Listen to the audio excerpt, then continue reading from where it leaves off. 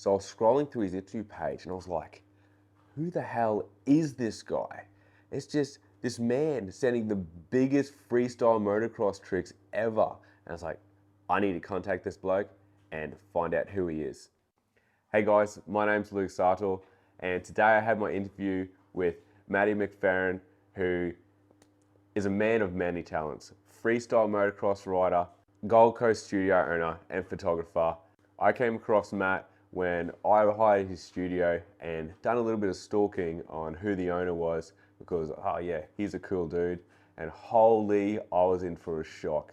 As I got to his Instagram page, I started scrolling and there's this dude just sending the biggest motocross tricks. I was like, who the hell is this guy? And turns out Matt is an ex-Crusty Demons and Nitro Circus performer. So I had to interview him for my project Immortals. So here's my interview with Matty McFerran, and what a life he's lived. I hope you enjoy. Okay. All right. I'm Matty Mac and I don't like working.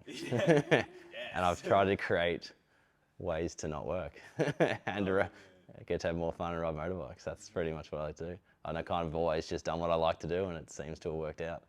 I've only worked really one job when I was like 17 at Tyre Power, and it was the shittiest job I've ever done, and I just said I'd never work again after that, and pretty much haven't. And then just made it happen.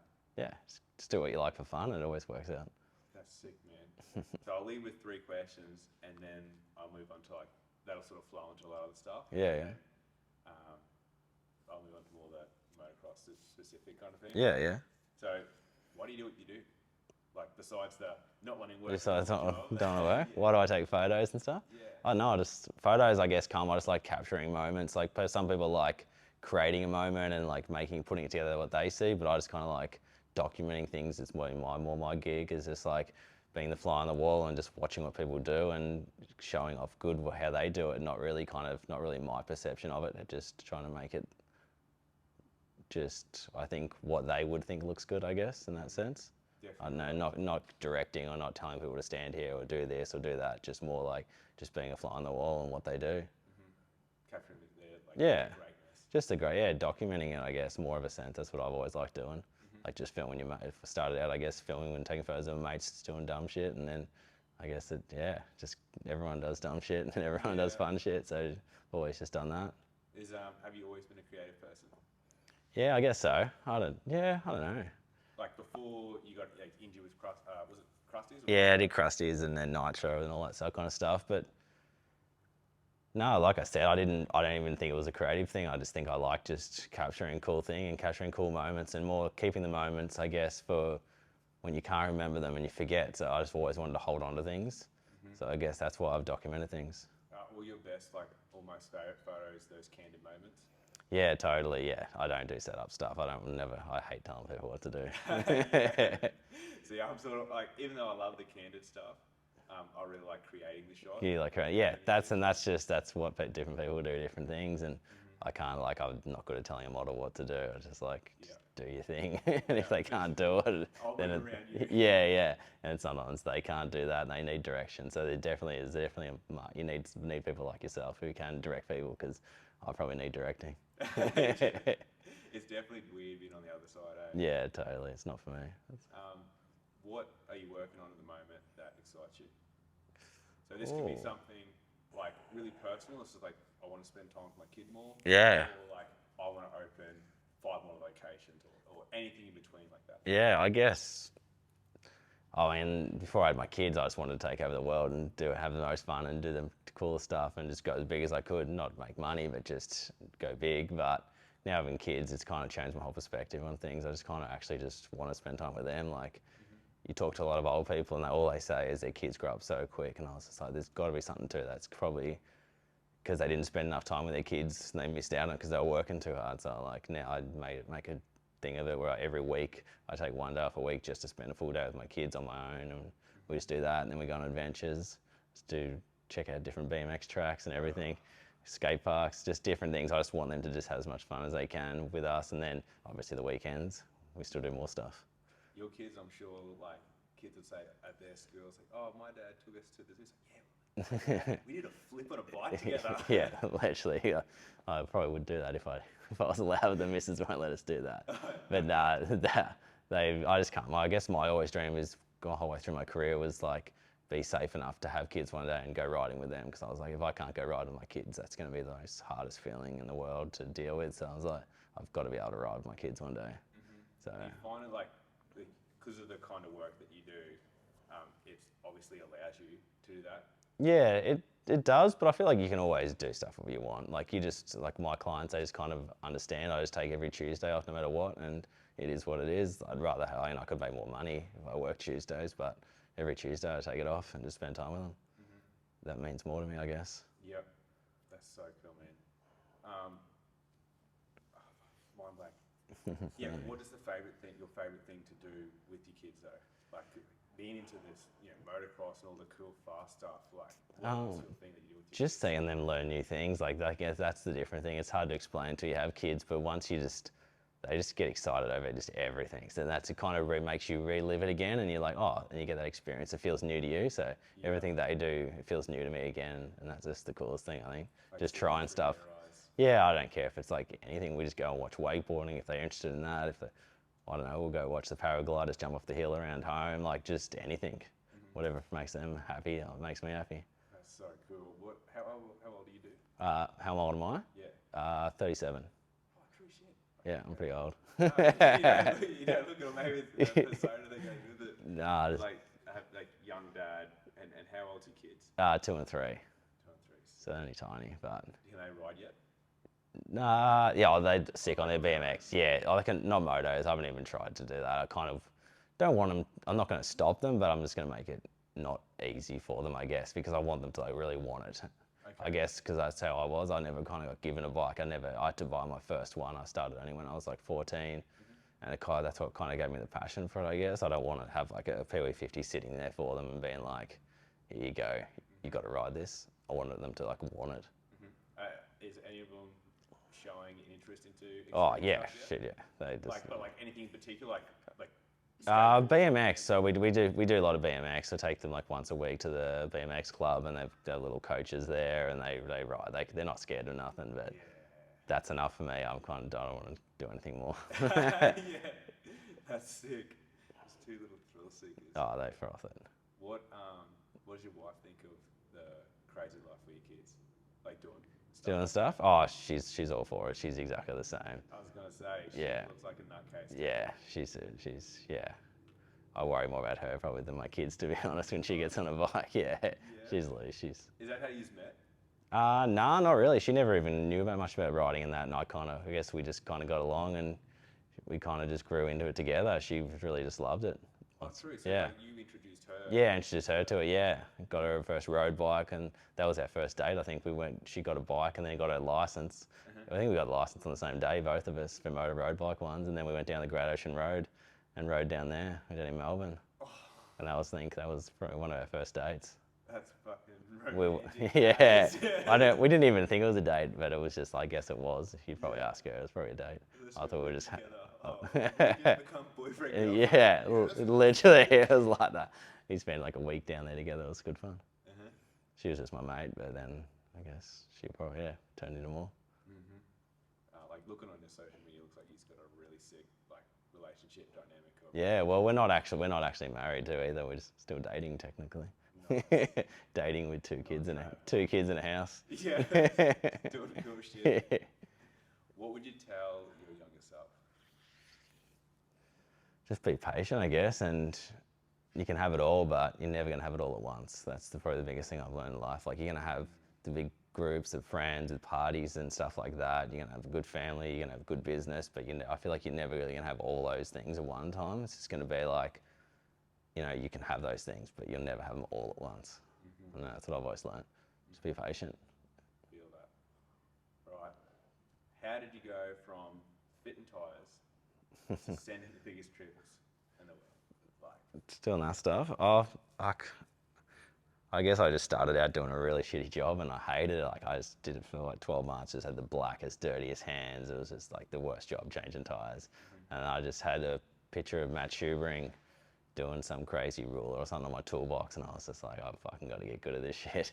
So then one day, I think it was when Jono Porter, he helped us out when I was doing kind of learning freestyle. I was just doing it like just for a bit of fun, and then he died, and after that I was like, what the fuck? What am I going to work for? So I just quit the job the next day, and then got good at riding.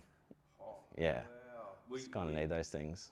Was freestyle always kind of the direction, or were you also interested in the motocross? No, I was definitely more into motocross and stuff. But then when I finished high school, my mum and dad, they were just like, nah, you're not gonna help you out anymore. Like, obviously we've done everything we could, kind of thing. But now you're old enough, you can do it yourself. And freestyle motocross was the only kind of way I could still make money and not have to work, I guess. So that's why I kind of went down that track. Still loved it, but it was not really my passion as much. It was funny, like we used to have jumps in the front yard, and if I got caught doing tricks on the tabletops and that one, used to ban me from race meetings. And then, yeah, no, I stuck at it. And then she's like, you can do this as long as you don't ever do a backflip. And I eventually got that over the line as well. Yeah. But it was kind of cool. I guess we kind of grew with the sport, so it was a bit different to what it is now. Now the sport's just, I feel like it's killing itself. There's not as many young people coming through because of like when we were kind of starting out, like people were just learning backflips, barely even doing that. Well, what year is this? I don't know, like 2005 maybe, 6. It was like the early days, so people were kind of growing with it. But now you can think of a kid watching Harry do a triple flip. There's too big a step to get to that spot, so there's like, it's actually less people getting into it. And the whole airbag thing's cool and that, and it makes it a bit safer, but it also makes it harder for people to get into it because it's another extra huge cost that you need, where back when I did it, you just needed a ramp and a dirt jump and you could do it. But so it was a big scene back then. Now the scene is like nothing compared to what it used to be. I feel like it's like that with a lot of extreme sports like that. Like how you said, the distance from here to here is humongous. It's huge now. So being that young person, they're 16, they're probably not even going to try to get into it because there's too many steps that they've got to get. Like they've got to get a fucking airbag now to even do well. Because you guys started on like a bike you could buy. We didn't even have foam. We didn't have foam pits. We were just like hucking stuff and learning on mini bikes and then just trying to dirt. And it was like, as dangerous as it was, it actually made it safer because then you couldn't do triple flips, I guess. Yeah. Because you die. You die. Where now you can do that, but you need those resources to do that. And then that's like 70 grand for an airbag or whatever. So I don't feel like it's really, might be making the sport go further, but only for the select few. It's not really helping a lot of other people. Would you think that now you need quite a bit of money backing to get you? Yeah, which that's what I kind of liked about freestyle. Like you just didn't need any of that shit back in my day. Like this is just my opinion on it all, but you could just ride the shitty bike. You didn't need the fastest race bike like racing. You could just ride the shitty bike and still do it. Where now it's a little bit different. It's not like that anymore. Like I didn't even know, like, because I don't know too much about freestyle. Yeah, yeah. And seeing like Southie and Jay's bike, and they're like, yeah, sweet, we've got these handlebars that like flip up, yeah. Like that. And then we've got a dampener, so it doesn't move. Like, oh fuck, I didn't even know that. Yeah, it's just all these different progression things that happened over the years to help make it a bit easier and a bit safer. But all that stuff's, I guess, not too much. But I think it's more the kind of compounds and setups. Like, there's so much money Harry's poured into his place. It's incredible. So, yep, you decide you want to do it, started sending tricks. Then I don't know. Just got picked up and just been professional. I guess that helped me a lot with my brand. Like I got picked up by this freestyle team, Showtime FMX. They were like they were kind of like the motocross team of freestyle, which were like nice shirts, like looking like a race team, which I was always into. So I presented myself well for that and rode safe and smart, didn't ride over my head and just did what I had to do. I never was that guy who did comps or anything like that. I just always just did what I had to stay safe and stay comfortable and have fun, have a long career. That's what I always wanted. Like I said before, I always just wanted, back in my head, was just have kids one day and be able to go riding with them. That's all I ever wanted. Yeah. And I didn't want to end up in a wheelchair. You rode for that team? Yes, I did. Rode for Showtime FMX for a few years, then got on the Crusty tours, and then got picked up by Nitro, Circus, and then did that for 6 years, I think. Traveled the world, so done some cool things. Nice. Nice, man. What's your favourite memory from Nitro? God, And I'm sure there's like there's a million. all of these, like, but maybe just one of the ones that comes to you. One of the ones. Shit, I don't know. Honestly, like some of the best times was I used to work on the TV show as well. So we'd go to like over to Europe for a month and a half, 2 months, and you'd do the shows every weekend. But during the weeks, I'd go with like Travis and all the crew, and we would film, and I'd do all the photos for the TV episode, and we'd just go and do the most craziest stuff ever, like filming that stuff. The shows were good, but those shows were just like the same shit in a different stadium. But that was the side show for us. Like, yeah, I was more stoked to get away during the week with the boys and that, and just hang out. Like they were just jumping off the hills in Switzerland and stuff, and like that was crazy. As in jumping off, Base jumping and stuff like that. Yeah, like just the places you would dream of. Like I don't know, God, we're up Switzerland, just dumb stuff. Like they just got given these brand new jet skis to ride up this like massive river, like this crazy river that was like rapids and stuff, and they're riding reverse instead of going backwards. Like just anything you could think of. Like I don't know. Ultimate boys trip. Yeah, just like the dumbest stuff you could think of, and just being a part of that was the coolest thing. That's so cool, dude. If you were going to give advice, like you've already said, like it's hard to get into. Yeah. Like giving advice to someone that wants to, like they want to do that. Yeah. Do that thing, what would you say, like to someone starting? Oh, definitely just don't copy other people. Don't spend like 6 months learning something that someone else has learned. Spend 12 months learning something new that people haven't seen, because there's no point 10 people doing the same thing. It loses value. Spend your time learning something that no one else does. Like me and my sister learned how to do, like we did the backflips and stuff together on the same bike. So that was our kind of thing. We did like tandem freestyle with my sister, and that was just like a unique thing that no one else could kind of do at the time. So we could like sell that to the show, and we could travel the world doing that. And I got to do that with my sister, which was pretty cool. So she rides, obviously. Yeah, my sister's she's pretty good.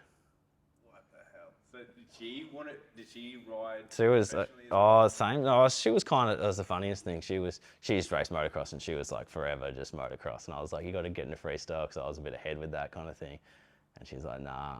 And then finally she come to a Nitro show one day and hung out, and she actually got on the bike with Travis and did the backflip with him in one of the shows. And then after that, she was just hooked, and she's like, I'm going to do this. So she quit her job and then just started riding.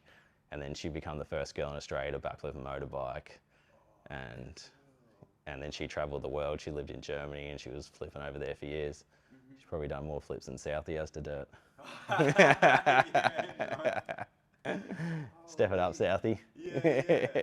That's crazy. Is she still in that life, or?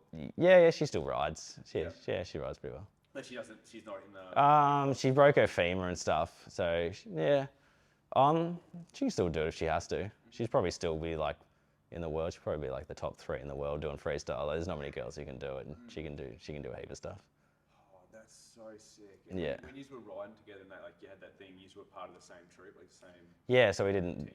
What do you call this? tandem stuff. No, as in like the company that you. Oh, Nitro Circus. Yes. Yeah, Nitro. so we learnt that tandem stuff together, and then the way that kind of works is if you've got a trick that no one else can do, you can kind of name your price, and then they'll kind of buy it off you. You're kind of like a contractor selling something. Kind of that's how it works. So if there's 3 people doing triple backflips, it loses value, because they don't even need that one person doing it in a show. So it's not really valuable. So if you can do something that no one else can do, then you can pretty much name your price, because they want that entertainment. Forgive my like dumbfounded look. Yeah. Because like the business sense of like how this works. I've just thought, because I guess I kind of was lucky enough to know the business side, because I worked and did the photos and video stuff. So I was in all the big meetings with all the actual managers of Nitro Circus, and I knew what they wanted, and I knew it's not just about doing the latest trick, because they don't want to pay, say it's a triple flip, they don't want to pay 4 people to do that, because they don't need it. They don't need one person to do it, so there's no point learning something that someone else can really do. So that's why you're saying like they have to do something original. Do something even if it original. takes longer. Yeah, even if it takes longer, work on something original that no one else can do, because then it's more valuable. Okay. Any other one? Oh, man. Like honestly, because it's such a world that you're not exposed to. Like Yeah. even people that are into freestyle or whatever, they might not see that side. Yeah, I guess I've just always looked at things like a business, I guess. You kind of have to, like it is a business in the sense people are paying you to do something, so they expect something back. So if you can see it from that, then I guess it takes takes it a bit out. It's less personal then, but it's just like it is business. But if it allows you to like be successful or do it for longer. Yeah, it makes totally. sense. Exactly. That's what I've always done. Man, I could honestly ask you so many questions. Let's finish on introduce yourself with the, like how you said, you can do it however you like, but if you want to go with the not working thing, Not working thing. Yeah, you're like, I don't know. I'm Matty Mac, and I don't want to say I like having fun, but I actually like having fun. I created a business where I don't have to work too much, so I can have fun, I guess. nice, man. Sick. Easy, man. Cheers, dude. Hope you guys enjoyed that. Man, Matt is the coolest dude. If you don't follow his socials, make sure you get on there and follow Matt McFerran and his awesome studio on the Gold Coast Studio. If you haven't had a chance to shoot there, it is the best space to shoot. It's my favorite studio to shoot at. If you'd learned anything from this, let me know in the comments. And if you haven't checked out my other interview from that day, here it is here. This is the interview with Gavin Heggs, which is one that's also not to miss. I'll see you next time. Cheers.